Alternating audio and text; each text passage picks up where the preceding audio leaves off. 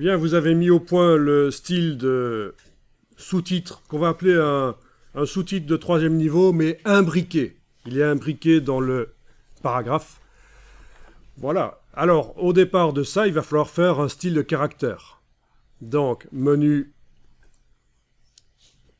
texte, style de caractère. Vous sélectionnez la totalité ou ne fût-ce qu'une partie des caractères, ça n'a pas d'importance, puisqu'ils sont tous pareils les caractères là. Voilà, vous sélectionnez une partie, et on va faire un style pour le sous-titre imbriqué. Donc, nouveau style de caractère.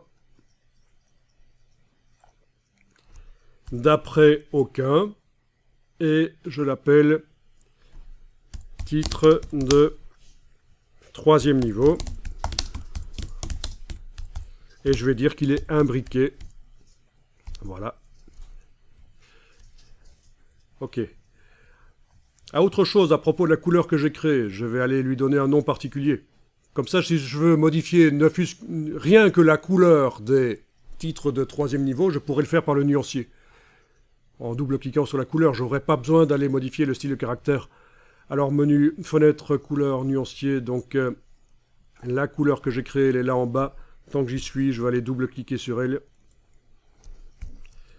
Décocher, nommer selon la valeur chromatique. L'appeler couleur pour titre de 3e niveau imbriqué. Vous n'êtes pas obligé de taper autant que moi. Je veux dire, si vous êtes lent pour taper, faites des raccourcis. Du moment que vous reconnaissez à quoi elle correspond, cette couleur, elle sera utilisée uniquement, cette couleur-là, pour ça.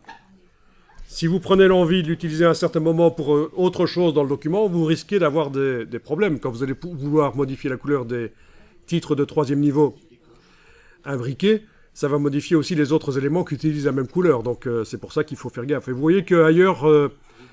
il y a d'autres couleurs qui ne servent aussi que pour certains éléments. Couleur pour la grande lettrine, couleur pour les fonds de page, le texte blanc sur les images,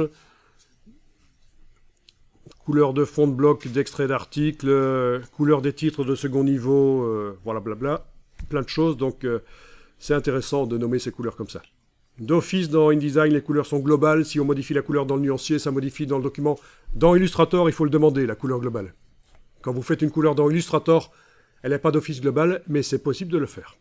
Vous voyez, et comme ça, quand vous modifiez la couleur dans le nuancier, les éléments de l'illustration qui utilisent cette couleur se modifient aussi.